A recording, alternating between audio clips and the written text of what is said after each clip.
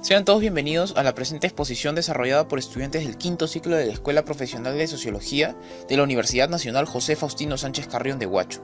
Como pueden apreciar en el título, el día de hoy les presentaremos el neofuncionalismo y el neomarxismo, de la asignatura Teoría Sociológica 4, desarrollada por el docente Héctor Romero Alba. A continuación haremos un breve repaso por la tabla de contenido para que puedan apreciar lo que les presentaremos el día de hoy. En los neofuncionalistas hablaremos primero de Paul Colombi. Él enseñó varios cursos en la Universidad de Denver, fue becario postdoctoral en la Universidad de Stanford, también enseñó en la Universidad de Akron antes de llegar a la Universidad de Denver. Colombi se desempeñó como presidente del Departamento de Sociología y Criminología en la Universidad de Denver y se jubiló en el año 2019. Sus publicaciones destacadas fueron Teoría de la diferenciación y cambio social, Un puente sobre aguas turbulentas, reincorporación a los desertores de una escuela secundaria cristiana alternativa, el neofuncionalismo y neoinstitucionalismo, proyectos y desarrollos institucional. También hablaremos de Jeffrey Alexander. Él estudió en la Universidad de Harvard, obteniendo posteriormente su doctorado en la Universidad de Berkeley en California, donde fundó el Center for Cultural Sociology, del que actualmente es director.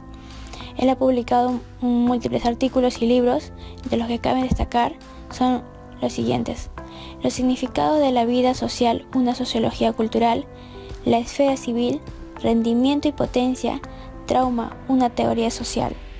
Ahora hablaremos de los neomarxistas. Comenzaremos con Alois Althusser. Fue uno de los principales referentes académicos del Partido Comunista francés y su pensamiento puede ser considerado como una respuesta a las múltiples interpretaciones del marxismo, entre ellas el empirismo y el humanismo. Sus obras fueron La revolución teórica de Marx, Sobre el trabajo teórico, dificultades y recursos, Montesquieu, La política y la historia, Para leer el Capital, Lenin y la filosofía. También hablaremos de Antonio Gramsci. Confluye el filósofo y el periodista, el historiador y el político, el crítico literario y cultural, elegido diputado y secretario del Partido Comunista de Italia, pero poco después fue condenado a un tribunal especial fascista a 20 años de reclusión. Tras malos tratos y confinamientos, él llega a fallecer en Roma en el año 1937. Sus obras destacadas fueron El materialismo histórico y la filosofía de Benedetto Croce, Los intelectuales y la organización de la cultura, Literatura y vida nacional, Notas sobre Maquiavelo, sobre la política y sobre el Estado moderno. También hablaremos de Nikos Poulantzas. Fue un sociólogo político marxista greco-francés. Él se hizo conocido como uno de los referentes intelectuales de la corriente marxista estructuralista y aunque al principio era leninista, acabó apoyando el eurocomunismo. Su trabajo se centró principalmente en la teoría del Estado y en la política. Sus obras fueron El poder político y las clases sociales, Las clases en el capitalismo actual. Él se suicidó en el año 1979. Ahora hablaremos del contexto histórico del neofuncionalismo. Se caracteriza por el utilitarismo otorgado a las acciones que deben sostener el orden establecido de la sociedad. Es una corriente teórica surgida en el año 1930 en Inglaterra, en las ciencias sociales, especialmente en la sociología y la antropología. El funcionalismo tiene sus orígenes teóricos en los primeros sociólogos como Herbert Spencer, Emilio Durkheim, así como los antropólogos Radcliffe y Malinowski, aunque fueron las sistematizaciones de Robert Merton y Talcott Parsons los que consolidaron esta corriente. También se hablará del contexto histórico del neomarxismo. Es un conjunto de corrientes de pensamientos del siglo XX. En sus principios, a los primeros escritos de Karl Marx, anteriores a la influencia de Engels, y que rechaza el determinismo económico percibido en Marx en los escritos posteriores, prefiriendo hacer hincapié a los aspectos psicológicos, sociológicos y culturales. También los neomarxistas parten de que la existencia de una reciprocidad entre estructura y superestructura que constituye precisamente al proceso de dialéctico real. Dentro de los antecedentes, empezaremos mencionando a Talcott Parsons, quien es considerado el creador del consenso ortodoxo. Nacido el 13 de diciembre de 1902 en Colorado, Estados Unidos, Talcott Parsons se interesa por la filosofía y la biología, pero posterior a ello se interesa por las ciencias sociales, empezando por la economía y culminando por la sociología. En la teoría del estructural funcionalismo, se concibe a la sociedad como un sistema en el que cada individuo tiene un rol y una posición dentro del mismo. Lo central es la composición y el funcionamiento de las estructuras, lo que denominaría Augusto Comte como estática dinámica, o también como la premisa de orden y progreso.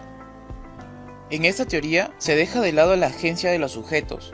Esto particularmente se ve en la noción de socialización propuesta por Parsons, que concibe a la socialización como de carácter conservador, en el que los individuos aprenden las normas y valores para vivir armónicamente. Parsons nos plantea que todos los individuos actúan en función a sus motivaciones, a satisfacer sus necesidades. Aquí hacemos referencia al ámbito teleológico, que es la rama metafísica que estudia los fines y las metas de los sujetos y cosas. Parsons nos mencionaba también que dentro de los sistemas sociales tendía a acudir a la autorregulación, que era su autosuficiencia, que estará determinada por las necesidades básicas como por ejemplo la preservación social y el abastecimiento de bienes y servicios. Dentro de sus obras principales consideramos a la estructura de la acción social, el sistema social y el sistema de las sociedades modernas. Parsons nos mencionaba también que existen 4 niveles de análisis social, los cuales son el conductual, el de la personalidad, el del sistema social y el del sistema cultural. Una de sus principales aportaciones fue el sistema ágil, el cual él denominaba como una herramienta para el análisis de una empresa o cualquier sistema social. La A enlazaba con la adaptación, donde nos mencionaba que todo sistema debe satisfacer las exigencias situacionales o externas. La G, que vendría a ser logros y objetivo. Todo sistema debe definir y alcanzar sus metas primordiales. La I, de integración. Todo sistema debe regular la interrelación entre sus partes contribuyentes. Y la L, de latencia.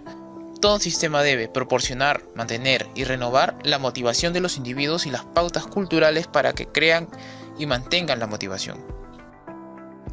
Ingresando a los antecedentes del neomarxismo, tenemos a Karl Heinrich Marx, quien nace el 5 de mayo de 1818 en Treveris, Alemania. Estudia Derecho en Bonn y también estudia Historia en Berlín. Después de la muerte de su padre, se inspira en estudiar filosofía, terminando así con la tesis de filosofía basada en Epicuro. Hablando de filosofía, quiero hacer mención a quien fundamentalmente influye a Marx a desarrollar su pensamiento, y estamos hablando de Georg Wilhelm Friedrich Hegel, quien en la descripción le dejamos el video elaborado por nosotros para que puedan profundizar un poco más en el tema. Hegel dota de conocimiento de la dialéctica a Marx, quien usando su tesis, antítesis y síntesis, desarrolla su propia negación dialéctica en el plano social, denominándolo como burguesía, proletariado y sociedad socialista. La negación de la burguesía para Marx encarnaría en el proletariado, quien enfrentará a la burguesía y pondrá fin a su sistema opresor. Es de esta forma que da pie a una sociedad genérica o socialista, o sea, una sociedad sin clases. Pero no solamente Hegel dota de las leyes dialécticas a Marx, como la cuantidad-calidad, la unión y lucha de contrarios o la negación de la negación, sino que también le otorga la teoría del esclavo y del amo, donde se va a destacar la fuerza del más influyente o fuerte para doblegar al débil y posteriormente esto se desarrolle como una plusvalía. Bueno, en el presente gráfico vamos a identificar cómo presenta Marx a la sociedad. Esto es un todo social para Marx, la estructura capitalista. Marx decía que lo más importante es la base donde se producen las relaciones de producción, las relaciones económicas y la remuneración. En la parte superior tenemos a la superestructura ideológica, que es aquí donde van a surgir los cambios de la base económica.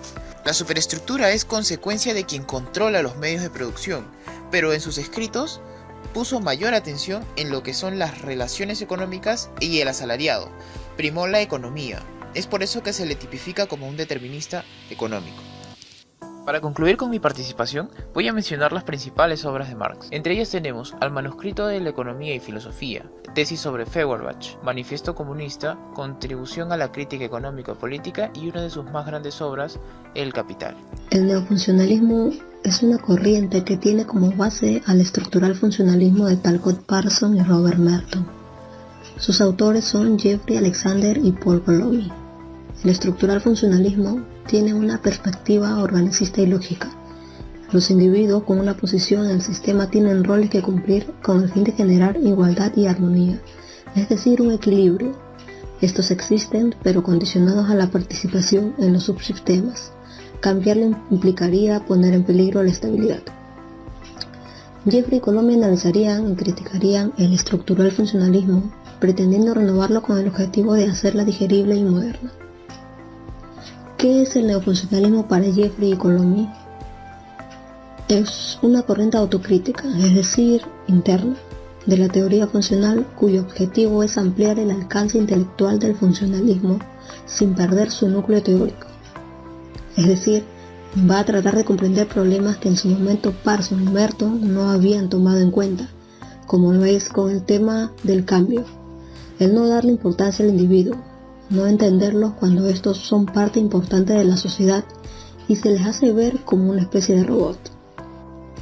Entonces Jeffrey y Colomi, ante tantas críticas, incluso por parte de otros teóricos, se darían la tarea de rescatar el núcleo teórico del estructural funcionalismo. El término neofuncionalismo destaca el doble elemento de continuidad y una crítica interna, es decir, va a ser una continuidad de la teoría ortodoxa que es el estructural funcionalismo y a la vez se le hará la crítica a la misma. De referencia tenemos su libro que es Las teorías sociológicas desde la Segunda Guerra Mundial, análisis multidimensional. Paradigma. El paradigma neofuncionalista entiende al estructural funcionalismo en una forma mucho más asequible y operativa.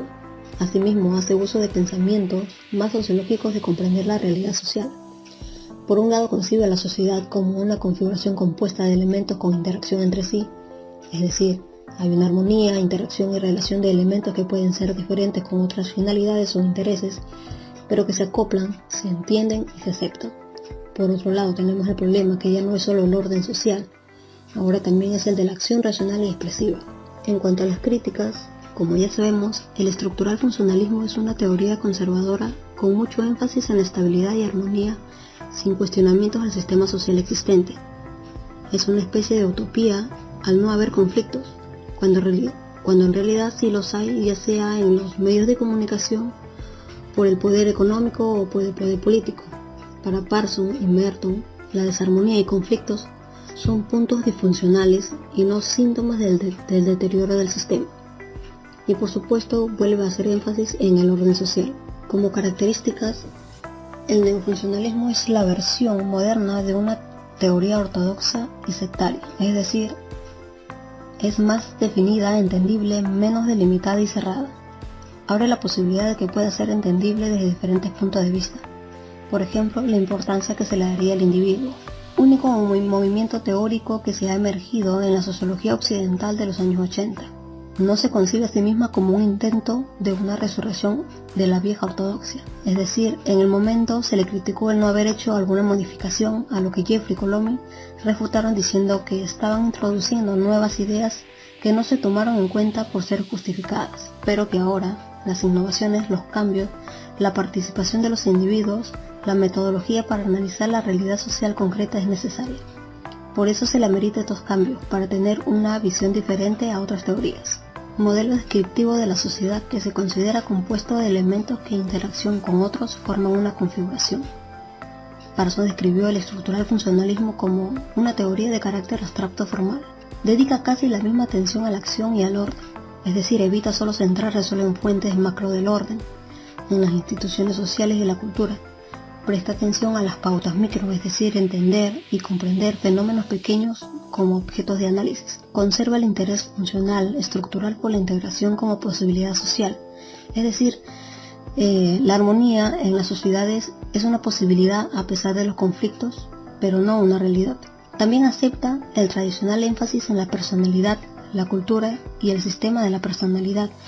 Y es aquí que entendemos que esta es la esencia y el núcleo del pensamiento del estructural funcional, que tratan de rescatar.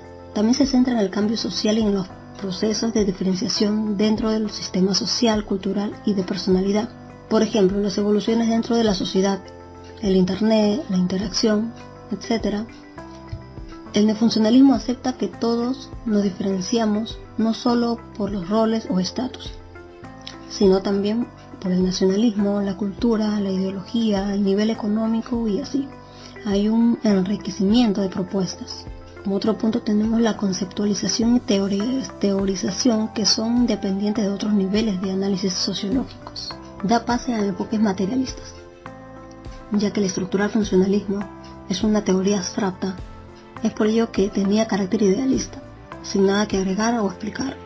Así, dado las críticas, se plantearon más objetivos materialistas, es decir, hacer que se abra paso al uso de algunas ideas de teorías microsociológicas que nos permitan entender cómo se da la trama social. También se interesa por la sociedad civil, que la define como el reino de la interacción, las instituciones y la solidaridad que mantiene la vida pública en las sociedades fuera de los mundos de la economía y del Estado. Hay un rechazo al determinismo monocausal, abriéndose paso al pluralismo.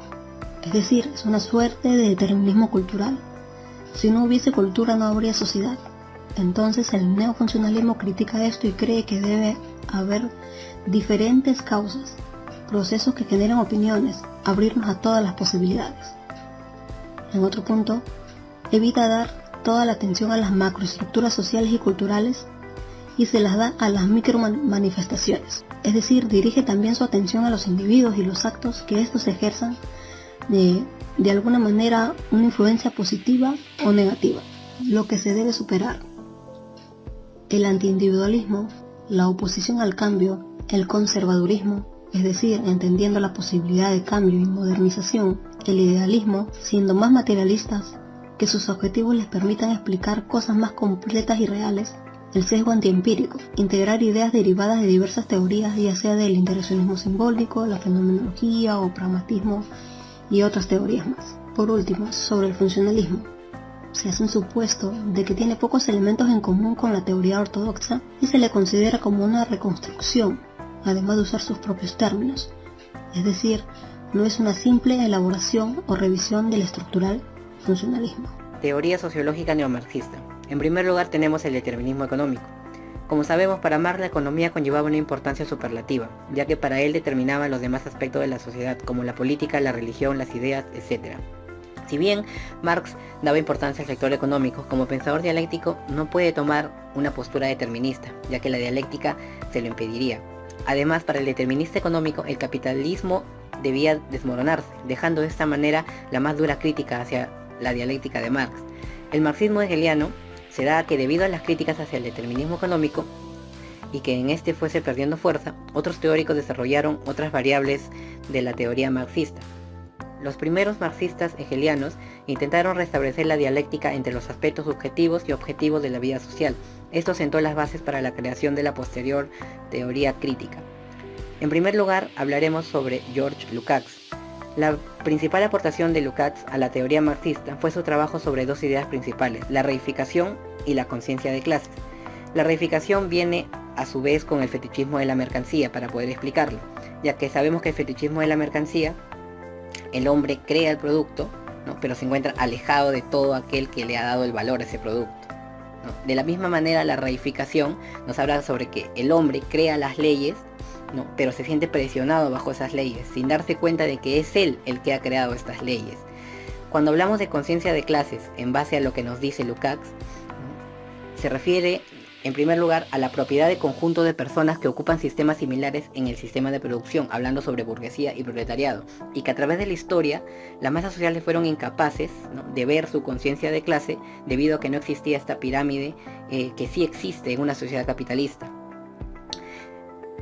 Hoy en día esta conciencia de clase es inconsciente, ¿no?, pero somos conscientes de los efectos que pueden tener en nosotros, ¿no?, y sugiriendo esto se da una lucha ideológica, ¿no?, donde la conciencia de clase se hace consciente y surge una lucha entre los que quieren ocultarla y los que quieren sacarla a la luz. Hablando sobre Antonio Gramsci criticó a los marxistas deterministas fatalistas, ¿no? Incluso tiene un ensayo titulado La revolución contra el capital. Gramsci creía que las masas debían hacer la revolución social, pero para ello deberían darse cuenta de la situación en la que se encuentran, ¿no? También hablaba sobre factores estructurales, pero no creía que estos factores provocaran la revolución de las masas. Creía que estas masas debían desarrollar una ideología revolucionaria, pero no podían hacerlo solos, sino que era el trabajo de los intelectuales crear estas ideas para luego ponerlas en práctica ellos mismos y llevar a cabo la revolución social. La teoría crítica, que es el producto de un grupo de neomarxistas alemanes insatisfechos con la teoría marxista y el determinismo económico. Dentro de ello tenemos la crítica a la teoría marxista, ¿no? Que según su opinión, la mayoría de marxistas interpretaban las obras de Marx de una forma muy mecánica. También tenemos la crítica al positivismo, donde la crítica se opone al positivismo ya que reifica el mundo social y lo considera como un proceso natural, sacando de este proceso natural a la actividad humana, ¿no? Y que es lo que más le importa a Marx. Tenemos la crítica a la sociología, donde nos dice que la sociología ha renunciado a su obligación de ayudar al individuo, que está oprimido por la sociedad contemporánea. Critican también la tendencia de la sociología a reducir todo lo humano a variables sociales. Critican también a la sociedad moderna, ¿no? Donde el individuo en la sociedad moderna se siente atrapado y a la vez dominado por formas más eficaces, incluso más agradables, como el uso de la televisión, los deportes, incluso el sexo, que utilizan para tranquilizar a las masas. También tenemos la crítica a la cultura, ¿no? Que ellos lo denominan como la industria de la cultura, ya que toman el ejemplo de las cadenas de televisión que controlan la cultura moderna. Y de esto se deriva en dos puntos, ¿no? En su falsedad y en el efecto apaciguador que tienen estas culturas actuales.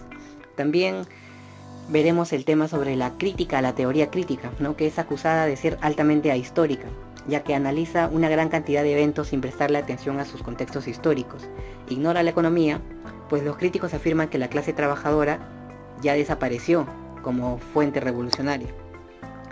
Este tipo de críticas ha llevado a los marxistas tradicionales a concluir que la escuela de Frankfurt, tal y como fue fundada, ha muerto como escuela de marxismo o sociología.